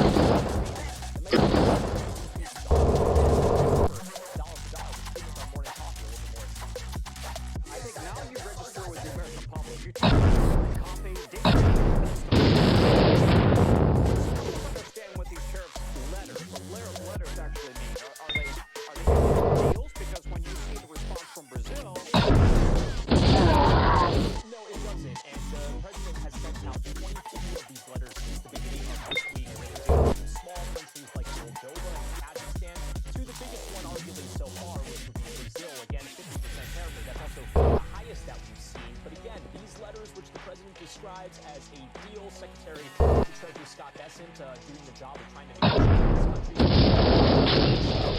are no deals. There will be so-called frameworks with the likes of Vietnam, China, and the United Kingdom, but we don't really have full text on that yet. The 90 deals in 90 days that the president has said is basically dead at this point. The question now is every single one of these letters, and these countries avoid those tariffs going into effect on that August 1st date. States, that's something we'll have to watch. And one of the other fights that the president loves to pick is with the Federal Reserve Chair, Jerome Powell. And now there's a letter coming from essentially the OMB director, right, from the budget chief, accusing Powell of making some expensive renovations. By the way, the Fed building, anybody who's been over there knows it's been kind of under renovation. Is this just an effort to try to get Powell canned? Yeah, if you see if you're on Constitution Avenue, you would see Granger some of that knows big that if you're a scaffolding lineman outside in the charge of Eccles keeping the building lights that on, the Federal Reserve has. you It go to seems great like lengths Trump-appointed and sometimes OMB heights is going to after ensure the the Fed and power saying they're is spending always too much flowing, money on these which is lavish why you can renovations. count on I won't Granger read the whole for text, but, professional-grade the products Powell- and next-day delivery, so you have everything you need to get the job done. Call 800-GRANGER. Granger, for the ones who get it done. The White House, which is the president calling on the Federal Reserve Chairman to more aggressively lower interest rates. Could that suggest the president wants Jerome Powell out? The president has said on the record in the past, including to our own Kristen Walker, he does not intend to do so. But of course, that's just what the president says. And Powell suggested he's not going anywhere. I got 10 seconds. What do you think? Is he going to stick through this? I think the Fed chair will be very, very reticent to want to leave this post. Brian Chung, who used to work at the Fed. Brian, thank you very much. The former Columbia student, largely seen as the centerpiece of the White House crackdown on protests against Israel, is now seeking $20 million in damages from the Trump administration. Mahmoud Khalil, who was freed last month after months in ICE detention, accused of falsely imprisoning him and smearing him as an anti-Semite over his prominent role in campus protests last year. Here's NBC's Maya England speaking with Emily today. This is just a step of accountability. This administration has to pay for what's doing, whether against me or against anyone who opposes their fascist agenda. So Khalil's lawsuit comes as the deportation case against him is still making its way through the courts. The State Department spokesperson tells NBC News in a statement that its actions towards Khalil were backed by law. Let's go now to legal analyst Danny Savalos. Danny, what can you tell us about the substance of seeking $20 million and alleging false imprisonment? Yeah, this is a claim filed pursuant to the Federal Tort Claims Act. I filed these two precursor to filing a lawsuit. So it's not publicly filed in the same way a complaint is or will be in this case. But he has to file it. He has to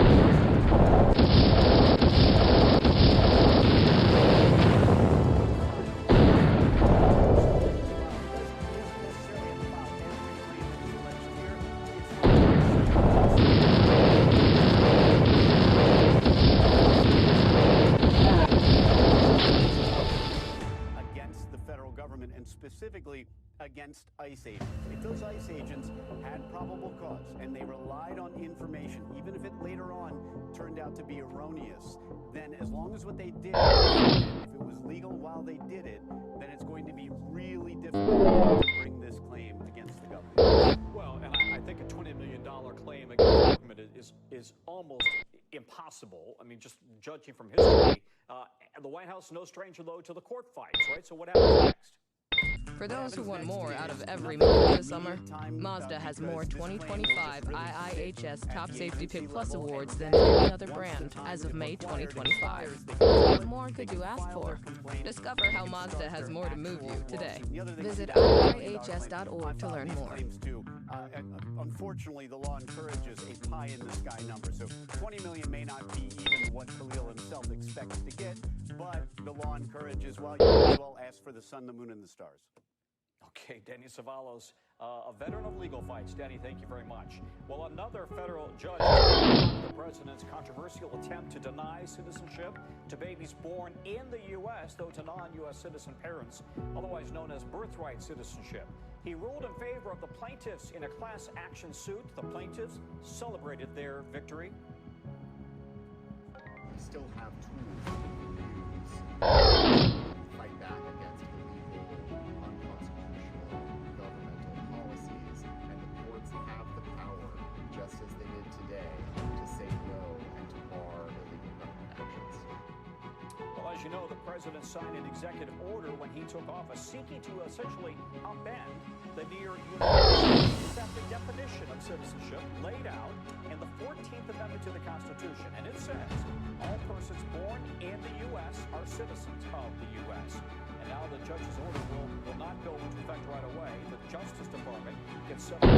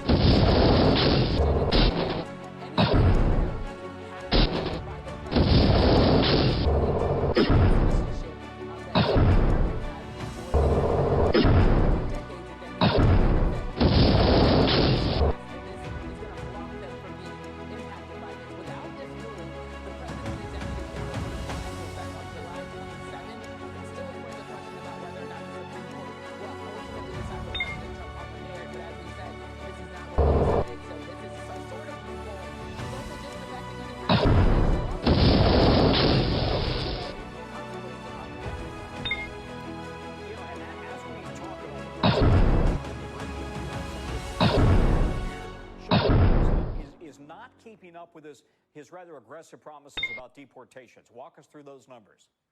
That's right. So these new numbers that were obtained by our For the ones who get it done, that the most important part is the one you need now. And the best part is the one you can deliver. That's why millions of maintenance and repair pros trust Grainger.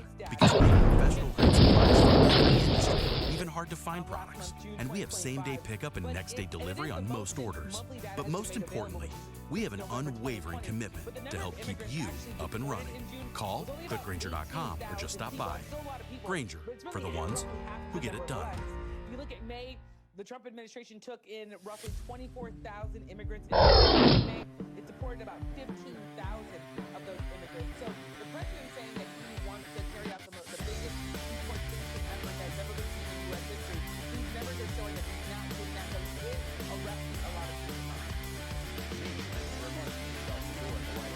We have new reaction came to us. Industrial tunnel partially collapsed in Los Angeles. It dropped dozens of construction workers. 31 workers were stuck hundreds of feet underground.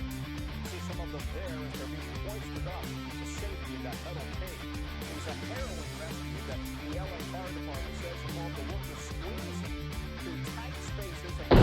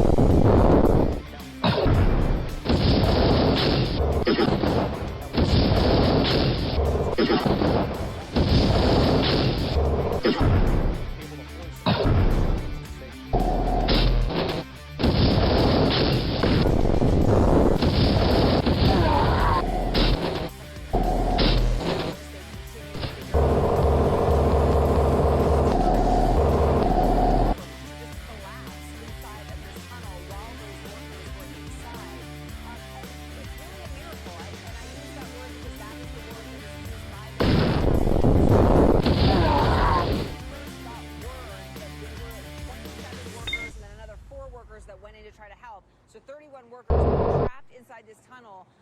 He thought it could potentially be a tragedy, a devastating situation. Is the #1 brand of laundry detergent recommended by dermatologists for sensitive skin. And it's free of dyes and perfumes. For an effective clean that's gentle on skin, wash your laundry with all free clear.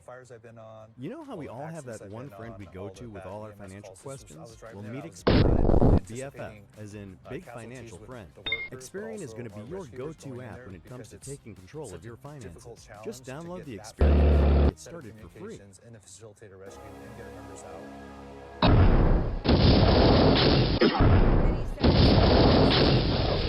The workers themselves were the ones who were able to get themselves out because they were so lucky that the way that high piles of debris had little openings, and that they were able to find the openings and crawl through the openings of debris to get themselves out to safety. And then from there were 100 first responders here on the scene.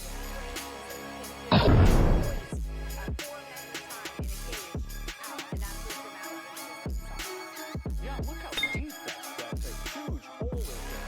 That's a massive job, and I understand construction about 6 years now to fix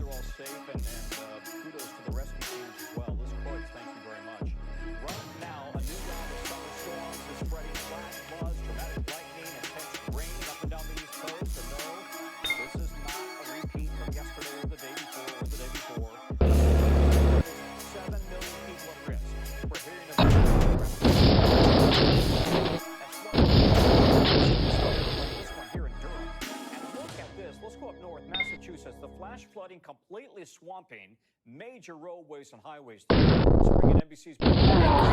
We're for the ones who pay attention to every little detail. The ones who fuss, tinker, and sweat the small stuff. Because you know the tiniest thing can make the biggest difference when it comes to keeping business moving. We get it. We're the same way, offering access to product experts to help you quickly and easily find what you need. So whatever your industry, you know you're always getting professional-grade products. Call, click Grainger.com, or just stop by. Portions of New Jersey, a little sliver there of Maryland, and then down around the beach area was a flash flood warning, and it looks like towards out here towards Kill Devil Hill, we also have another one. Greensboro heading towards Raleigh.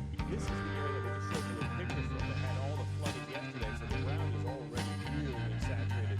So we'll continue to watch this area. And we also have a chance of some very heavy rain late tonight and tomorrow with up to 4 inches possible in areas of Iowa. So as far as the forecast goes, we do have a chance of isolated tornadoes in the next couple hours, especially in areas of Nebraska here. Omaha, you're kind of on the edge of up to Sioux Falls and Sioux City. Isolated strong storm too.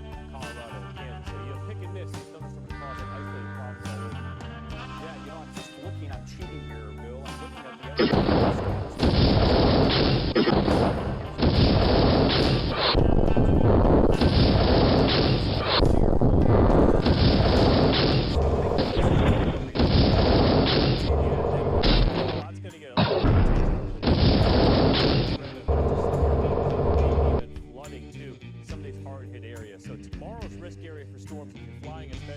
Chicago, Kansas City included in this, and Detroit, all of the lower portions of the Great Lakes. And then by the time we get to Saturday,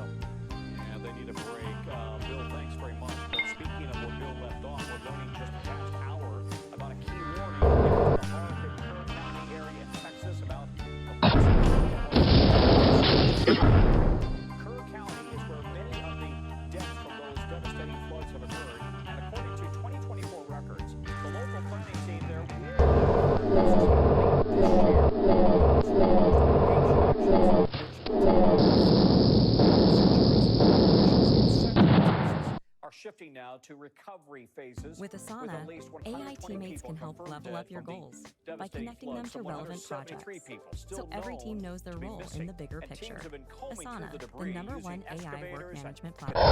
Try for free finding today at people who have not yet asana.com. made it out. And these are the This faces summer, of the people who have been killed something or missing after this catastrophic flooding event. Makeshift memorials are going up around the region as the people there pay their can't miss summertime getaway. Visit universalorlando.com. It's the most devastating thing I've ever seen in my life. NBC's Morgan Chesky is on the ground there in Texas. Morgan, you've covered a lot of tragedies in your career. I have too. Boy, this is just, the scope and scale of this is just unimaginable. And now new questions about the war, low-lying camps, and recreational travelers nearby.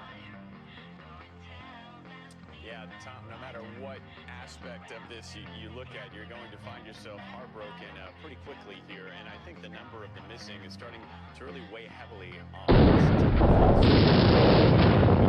160 still deemed officially missing by officials up and down this Guadalupe River, which, again, as we mentioned yesterday, has drawn in really an unknown number of people to celebrate the 4th of July weekend. And while we see so many professional about trying to work their way down this river, we're also seeing a growing number of family members, family members, and that was the case for Frank Jr. Earlier today, walking along these rugged, remote banks, trying to find his mother. I got the call yesterday. My dad was gone late 30.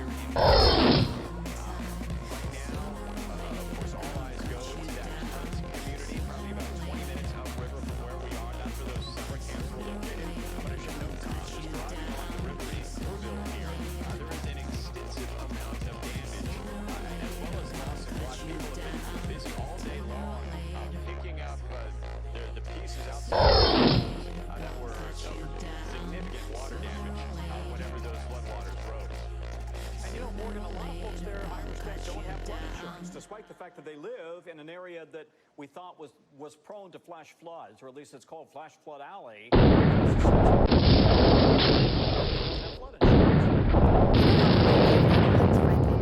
With all our financial questions? Well, meet Experian, your BFF, as in Big Financial Friend. Experian is going to be your go-to app when it comes to taking control of your finances. Experian can help you save, lets you check your FICO score, and so much more. Just download the Experian app today for free. Trust me, you need this big financial friend. A hardy town. Certainly there are neighborhoods that come up to the river here, but the majority of the town is inland. Hunt, an incredibly rural area, is known for, of course, the beautiful riverfront property, but those are single lots where, in many cases, they are vacation homes, rental homes, and, of course, there are also summer camps there as well. So we have a chart, actually, here that shows kind of the density of those who have flood insurance in the state of Texas, and this will make more sense when you see it. And if you look, of course, the people right there along the Gulf Coast, they're absolutely going to have flood insurance. You see, as the color gets lighter, as you move inland, that number goes down, and I believe 2% of people in Kirk County have that, primarily because this river behind me is the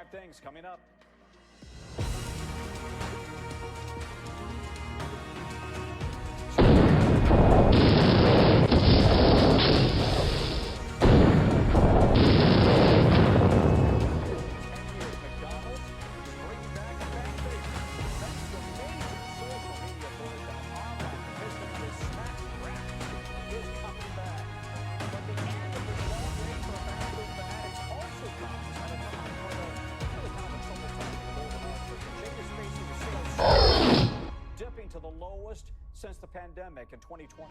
McDonald's is now hoping that menu changes like the snack wrap will reverse the sales drop. Wall Street seems to like the idea. The stock today up about 2% on the session. NBC's Emily Aketa is joining us now, covering it for nightly news. Emily, analysts adjusting their predictions for the rest of the year, right, based on the menu changes. So could this be enough to at least give them a bit of a boost on a turnaround? Yeah, Tom, so analysts already favor. For those who want more out of every moment this summer, Mazda has more 2025 IIHS Top Safety Pick Plus awards than any other brand as of May 2025. Discover how Mazda has to learn more. With that social media outcry, even celebs weighing in, there was an online petition calling for the comeback of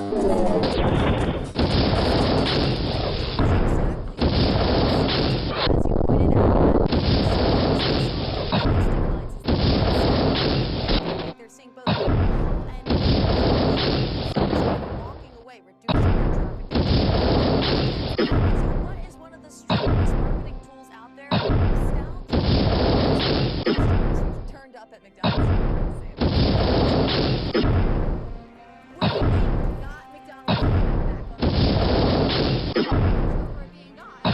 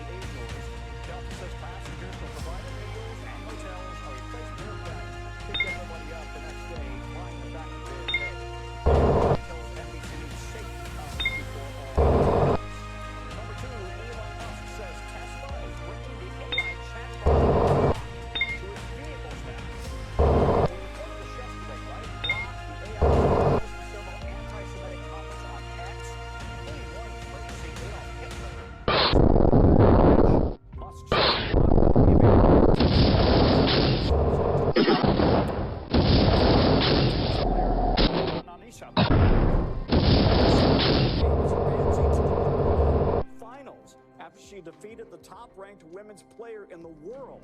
Get this, she has never played a Grand Slam final or even made it beyond qualifying rounds at Wimbledon last year. If she wins, she will become the third American woman to win a Grand Slam this year.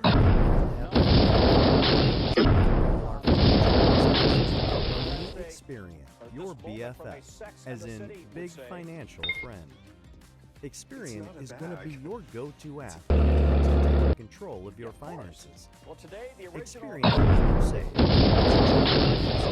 and so much more. Just download the Experian app today for free. Trust me, you need this big financial friend. $500,000, just over $500,000. Number 5,000s are in Thailand today, celebrating this internet icon's first birthday, Moo Ding. Take a look, crowds of fans or Mooniacs all gathered in front of her enclosure. Remember, the pygmy captured all of our hearts last year and quickly became a global sensation. She celebrated a 4-pound hippo-sized cake and doing what she does best, taking a few naps and getting hosed down.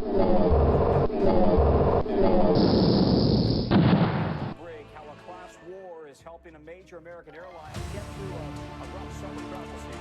And that truck is not supposed to be there. The crash that caused chaos on the morning commute here in the nation's capital. Coming up.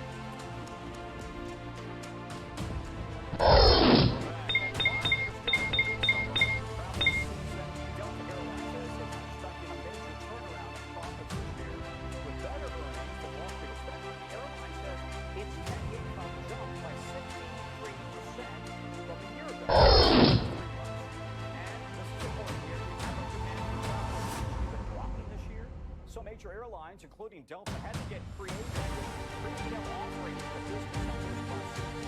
Translation: people who are willing to pay top dollar to travel up to Delta CEO says those who have covered, including 100 flights all season, focusing on international travel and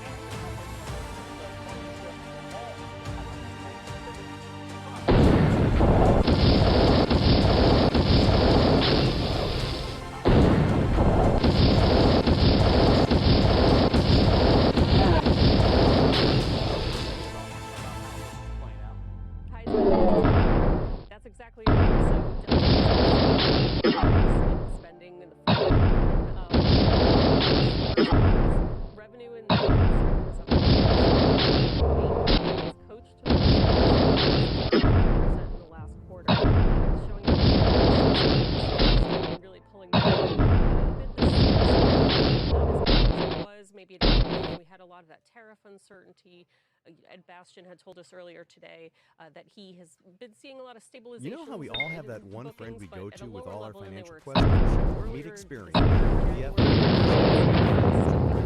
Experian is going to be your go-to app. Just download the Experian app and get started for free. This still will be a very, very good With summer. Asana, AI teammates can pull real-time data and help keep work on track, so every team can work smarter. Asana, the #1 AI work management platform. Try for free today at asana.com.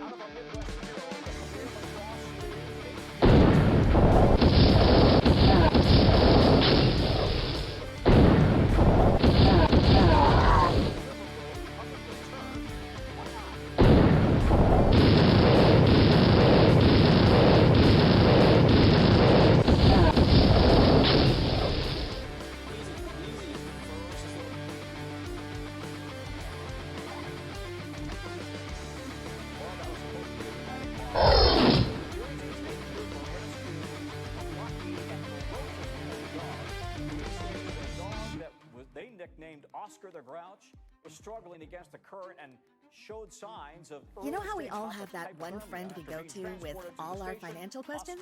Well, meet Experian. BFF, as in Big Financial Friend. Experian is going to be your go-to app when it comes to taking control of your finances. Experian can help you save, lets you check your FICO score, and so much more.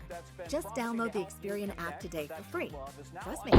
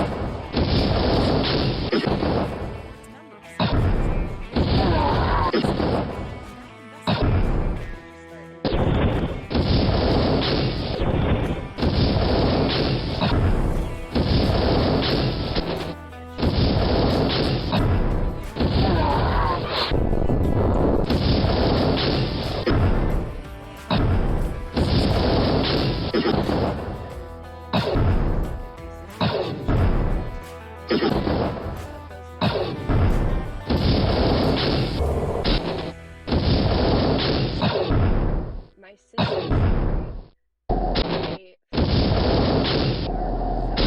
recounts the troubling financial questions, meet experience, as in big financial. Experian is going to be your go-to app. Take Experian, say, just download the Experian app today for free. Trust me, you need this big financial friend. Humiliated in front of the entire cohort. Paula says her sister is now married to her twin flame, and in her last email to Paula, completely cut her off. Her response was, Paula, we do not have a relationship. Please do not contact me again. And then that was it. Paula and Keely both shared their stories in the 2023 Netflix documentary, highlighting former members' experiences with the group. People say the group encouraged them to stop their supposed twin flame. Others say the documentary that they were pushed to undergo gender transitions. Keely says she witnessed. I was in the sessions with these people, and I believe that this is because they were afraid of disobeying Jeff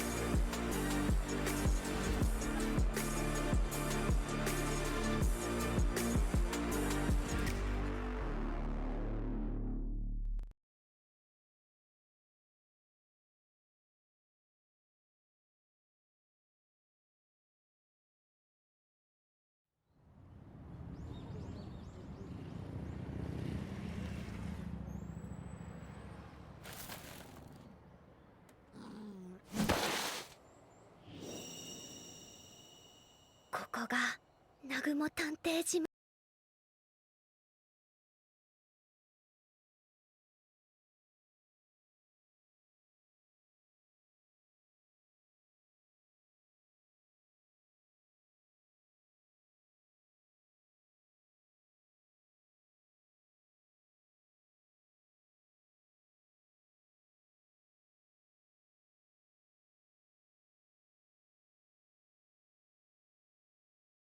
Gonna be my interview, so please respect, and I apologize in advance that I'm not gonna read the chat because the interview is gonna be the priority.